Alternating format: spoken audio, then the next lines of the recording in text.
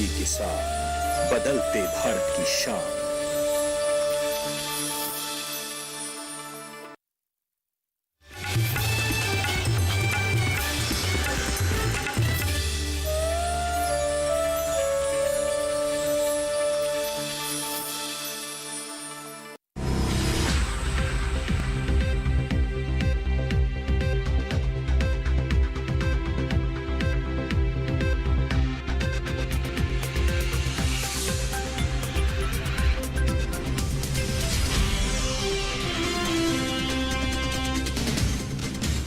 नमस्कार, आप देख रहे हैं दूरदर्शन किसान मंडी खबर में आपका स्वागत है। मैं हूं अंजू सिंह। बुलेटिन में जानेंगे किस फसल के भाव में आई तेजी, किस में आई मंदी और आगे किस ओर जा सकता है भाव। आज हम खास तौर से बात करेंगे अरहर, धान और हल्दी के साथ ही जानेंगे गेहूं और सोयाबीन का हाल भी। इसके अलावा और भी कई कृषि जिन्सों के भाव आप मंडी खबर में जान सकेंगे। लेकिन सबसे पहले नजर सुर्खियों पर। बासमती और गैर बासमती चावल के निर्यात में 10% से अधिक की बढ़त। भारतीय खाद्य निगम की खरीद 5 करोड़ 11 लाख टन के पार। दलहनी फसलों का रकबा बीते साल से आगे 48 लाख हेक्टेयर में हो चुकी है अरहर की खेती।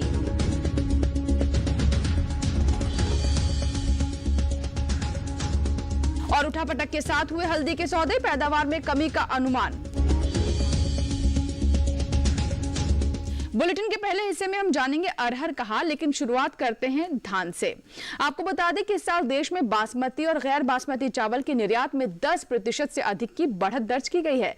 घरेलू स्तर पर चालू खरीफ सीजन में धान की बुआई में बम्पर बढ़ोतरी हुई है। वहीं भारतीय खाद्य निगम की ओर से 14 सितंबर तक धान की खरीद 5 करोड़ 11 लाख टन के पार पहुंच गई है। धान के बाजार पर पेश है हमारी ये रिपोर्ट। इन दिनों धान के भाव में सुस्ती का रुख बना हुआ है। अधिकांश कृषि उपज मंडियों में धान के सौदे नरमी के साथ हुए, जबकि कुछ मंडियों में भाव स्थिर ही बने रहे। वहीं मंडियों में शुक्रवार को धान की आवक भी अन्य दिनों के मुकाबले सीमित रही। चावल के निर्यात पर नजर डालें तो इस साल देश से बासमती और गैर बासमती चावल निर्यात में 10% से अधिक की बढ़ोतरी दर्ज की गई है। साल 2020 और 21 के 3 महीने यानी अप्रैल से जून के दौरान बासमती चावल का कुल निर्यात बढ़कर 12,84,390 टन का हुआ है, जो बीते साल 11,56,971 टन का रहा था।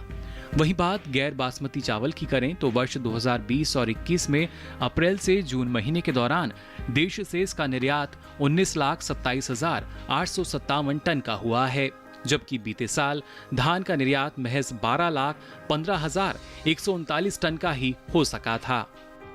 धान के हाजिर भाव की बात करें तो एग्मार्कनेट के अनुसार धान का कटोरा कहे जाने वाले राज्य छत्तीसगढ़ की नारायणपुर मंडी में 17 सितंबर को धान का भाव रहा 1,300 रुपए क्विंटल।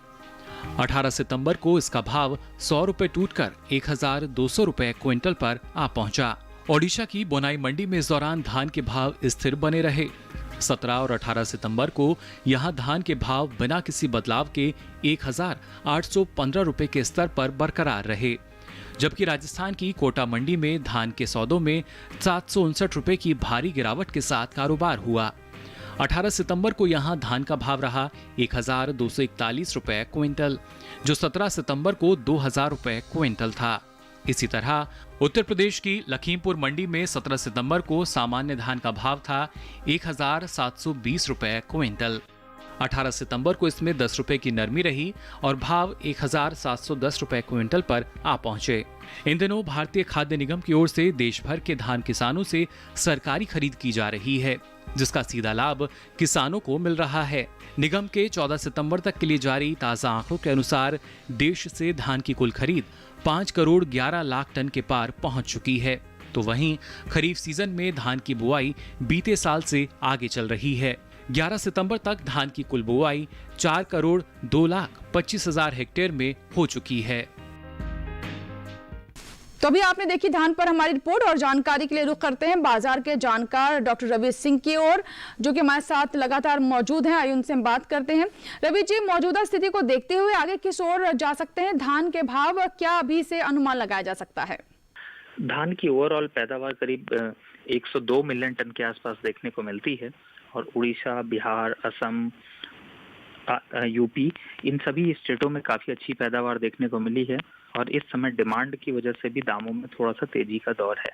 तो आने वाले हफ्तों में अगर बात करें तो अभी थोड़ा सा तेजी का रुख और बना रह सकता है और दाम यहाँ से 5 से 8% तक और तेज हो सकते हैं। जी, जैसा कि आपने बताया कि कैसी स्थिति हो सकती है, ऐसे में आपको क्या लगता है कि किसानों के लिए क्या करना बेहतर रहेगा ताकि उन्हें अच्छे भाव मिले, फसलों को कब बेचें और कब रोकें? जहाँ तक किसान भाई बहनों की बात है, मुझे लगता है कि धीरे धीरे किसान भाई बहनों को यहाँ पे मंडी का रुख करना चाहिए और खास तौर से 15 नवंबर तक अपना स्टॉक के लिए एक बार निकालने की सोचनी चाहिए, क्योंकि उस टाइम तक दामों में काफ़ी अच्छी तेजी रहेगी और उसका सीधा फायदा यहाँ पर मिल सकता है। तो ये थी धान के ऊपर हमारे एक्सपर्ट की राय। बढ़ते हैं आगे और अब बात कर लेते हैं अरहर की। इस साल सभी दलहनी फसलों का रकबा बीते साल से आगे चल रहा है। अब तक 1,37,00,000 हेक्टेयर से अधिक क्षेत्रफल में सभी दलहनी फसलों की बुआई हो चुकी है। वहीं खास तौर पर अरहर की खेती की बात करें तो इसके रकबे में 2,90,000 हेक्टेयर की बढ़ोतरी दर्ज की गई है। साबुत अरहर के बाजार पर पेश है हमारी ये अगली रिपोर्ट।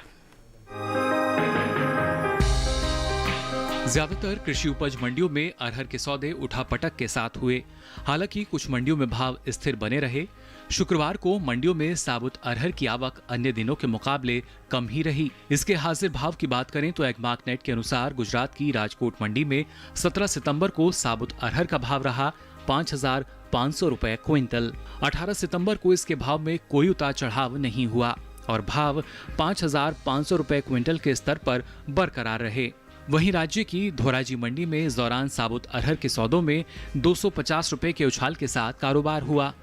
18 सितंबर को यहां अरहर का भाव रहा 5,430 रुपए क्विंटल, जो 17 सितंबर को 5,180 रुपए क्विंटल था।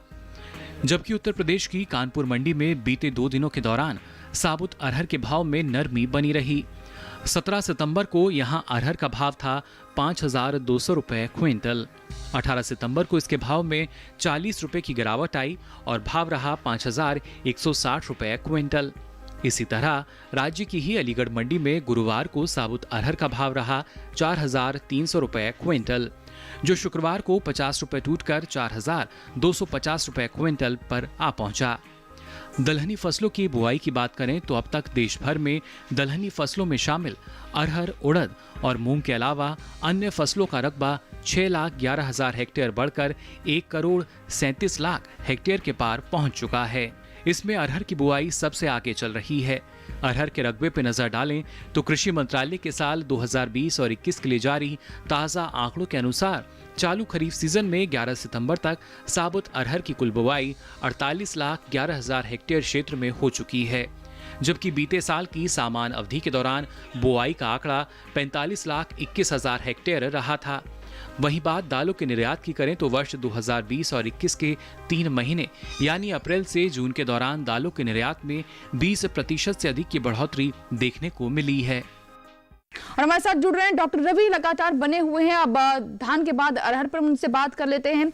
डॉक्टर रवि, अरहर के भाव के बारे में आप क्या बताना चाहते हैं? किस तरह का बाजार इसके भाव को लेकर हो सकता है आने वाले समय में?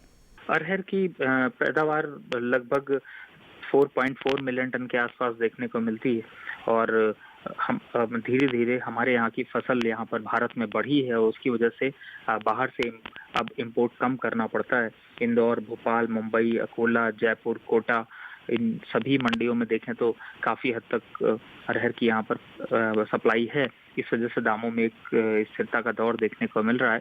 बट आने वाले महीनों में चूंकि यहाँ पर अब त्योहारों का सीजन शुरू होगा, शादियों का सीजन शुरू होगा, तो थोड़ा सा डिमांड यहाँ पर निकल के देखने को मिल सकती है और दामों में 5 से 8% तक की तेजी यहाँ पर बन सकती है। जी बिल्कुल। तो ऐसे में किसानों के लिए आपकी तरफ से क्या सलाह रहेगी?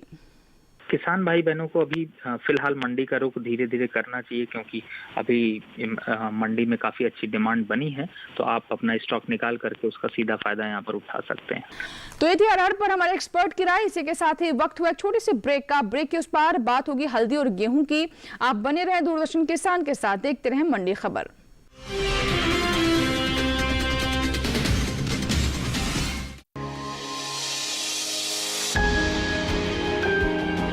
सहेजें कण कण को,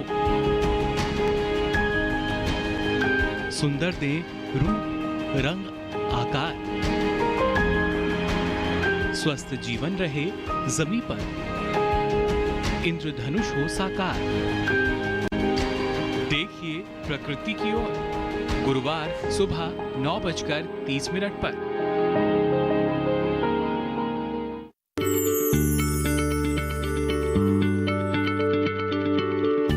क्या आप किसी बीमारी से परेशान हैं? चाहते हैं डॉक्टर की सलाह? तो हम हैं आपके साथ। बताएंगे आपको जीने की राह।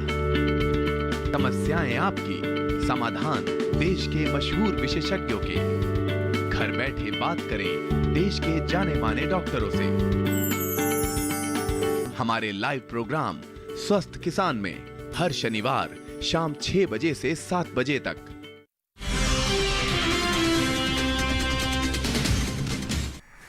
ब्रेक के बाद एक बार फिर आपका स्वागत है। आप देख रहे हैं दूरदर्शन किसान। बुलेटिन के इस हिस्से में जानेंगे कैसा है गेहूं और सोयाबीन का बाजार। लेकिन पहले बात करते हैं हल्दी की।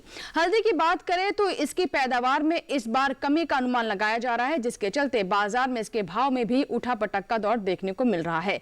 आइए देखते हैं हल्दी के बाजार पर हमारी ये रिपोर्ट। इन दिनों हल्दी के भाव में मिला जुला रुख बना हुआ है। ज्यादातर कृषि उपज मंडियों में हल्दी के सौदे उठापटक के साथ हुए, जबकि कुछ मंडियों में बिना किसी फेरबदल के साथ कारोबार हुआ। मंडियों में शुक्रवार को हल्दी की आवक भी सीमित दर्ज की गई। हाजिर भाव की बात करें तो एग्मार्क नेट के अनुसार तमिलनाडु की ईरोड मंडी में इस दौरान हल्दी के सौदे नरमी के साथ हुए। 17 सितंबर को यहां बल्ब क्वालिटी की हल्दी का भाव रहा 5,229 रुपए क्विंटल। 18 सितंबर को इसके भाव 39 रुपए टूटकर 5,190 रुपए क्विंटल पर आ पहुंचे। इसी तरह 18 सितंबर को फिंगर क्वालिटी की हल्दी के भाव में 161 रुपए की गिरावट आई और भाव 5,459 रुपए पर आ पहुंचा। वहीं राज्य की ही कोयम्बटूर मंडी में बल्ब क्वालिटी की हल्दी के भाव बीते 2 दिनों के दौरान स्थिर बने रहे। यहां 17 और 18 सितंबर को हल्दी बिना किसी उठापटक के 5,250 रुपए क्विंटल पर बिकी, जबकि तमिलनाडु की पेरंदुरई मंडी में हल्दी के सौदे मजबूती के साथ हुए। 18 सितंबर को यहां बल्ब क्वालिटी की हल्दी के भाव में 170 रुपए की तेजी रही और भाव रहा 5,439 रुपए क्विंटल। वहीं फिंगर क्वालिटी की हल्दी के सौदे 231 रुपए उछलकर 6,089 रुपए क्विंटल पर हुए। हल्दी की पैदावार की बात करें तो फसल वर्ष 2019 और 20 में हल्दी की उपज में कमी अनुमानित है। बागवानी फसलों के लिए कृषि मंत्रालय के दूसरे अग्रिम अनुमान के अनुसार 2019 और 20 के दौरान देश में 9,39,000 टन हल्दी पैदा होने का अनुमान है, जबकि 2018 और 19 में 9,61,000 टन की उपज हुई थी। और हल्दी के ऊपर रिपोर्ट देखिए। हमने एक बार फिर से बात करते हैं डॉक्टर रवि से, जो कि हमारे साथ मंडी एक्सपर्ट लगातार बने हुए हैं। डॉक्टर रवि, आने वाले समय में किस तरफ जा सकते हैं हल्दी के भाव, क्या नजर आ रहा है बाजार के रुख को देखते हुए? ओवरऑल टर्मरिक यानी हल्दी की पैदावार जो है वो काफी हद तक 9.3 मिलियन टन के आसपास देखने को मिलती है। और निजामाबाद की मंडी या ईरोड की मंडी में बात करें तो इस समय काफी हद तक वहाँ पर सप्लाई भी देखने को मिल रही है। अगली जो तेजी है वो अभी दिसंबर तक अभी बनी रह सकती है और आने वाले समय में थोड़े से हल्दी के दाम यहाँ पर बढ़ते हुए नजर आ सकते हैं। जी, तो ऐसे में आप किसानों को क्या कहना चाहेंगे?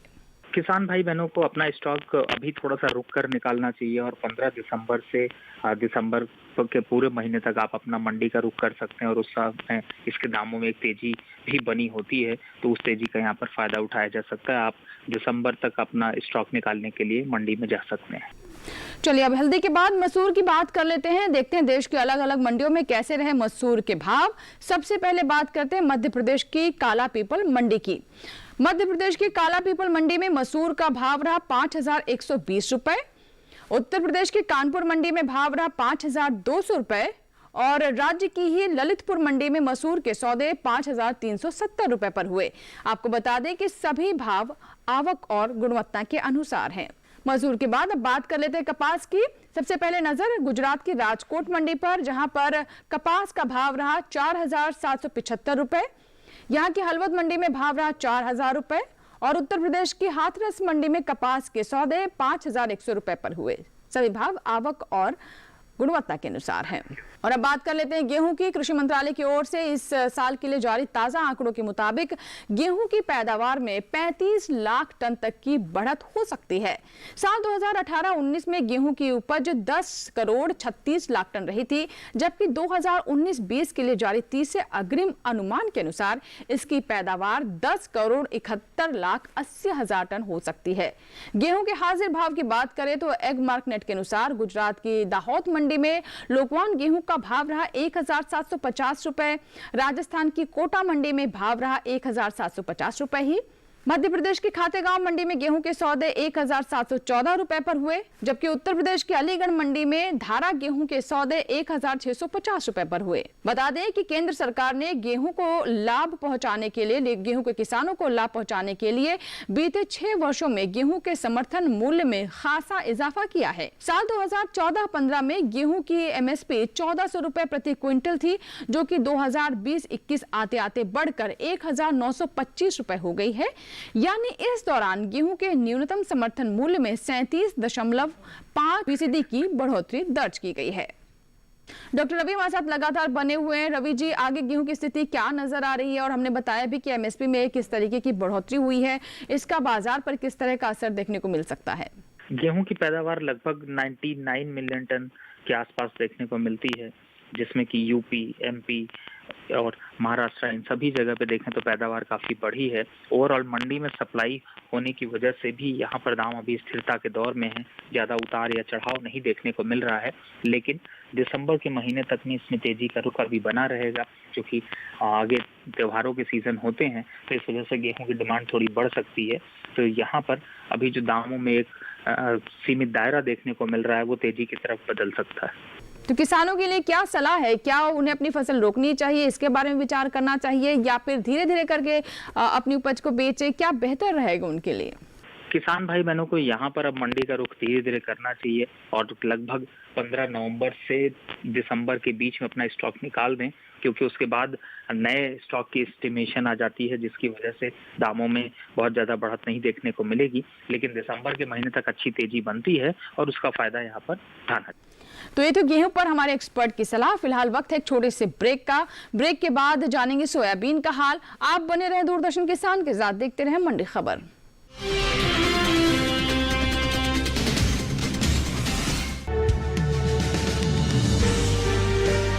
50 साल से लगातार कृषि दर्शन है आपके साथ। खेती की नई तकनीकों से लेकर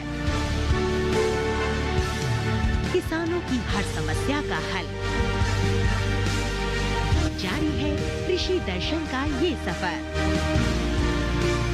किसान चैनल के साथ सोमवार से शुक्रवार शाम 5:30 पर।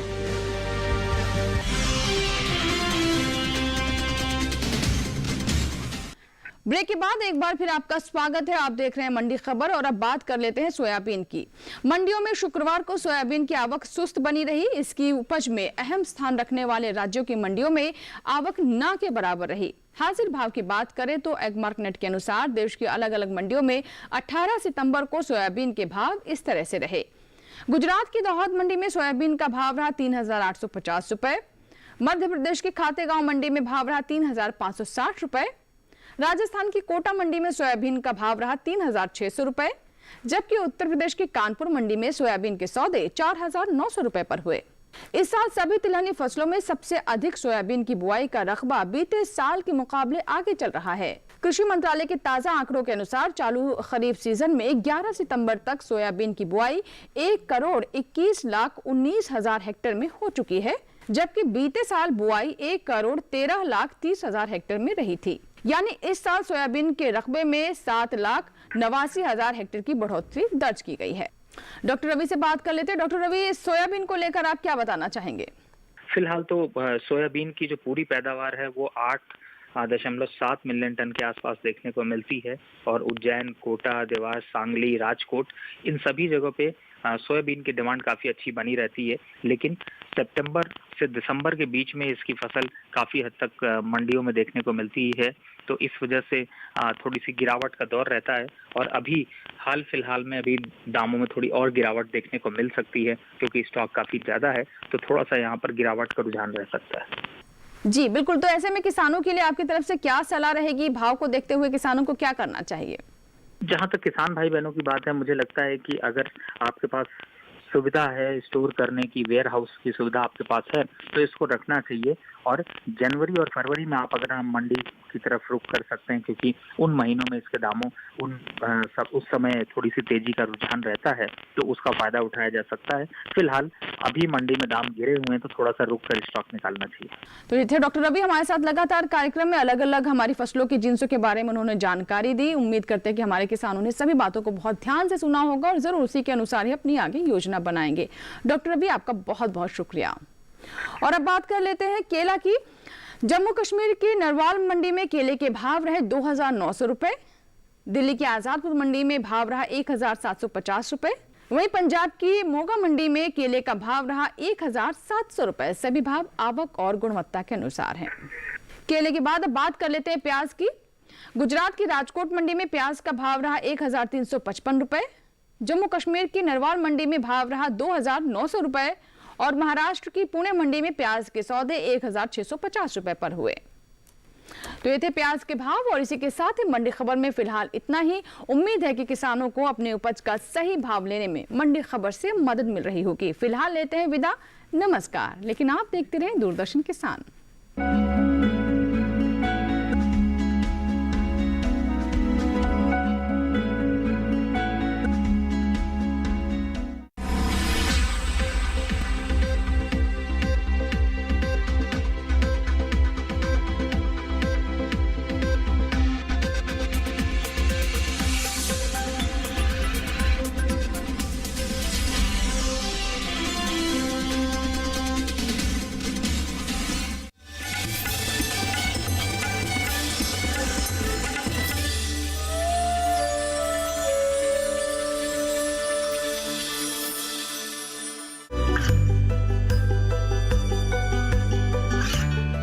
गांवों और पिछड़े क्षेत्रों में सरकारी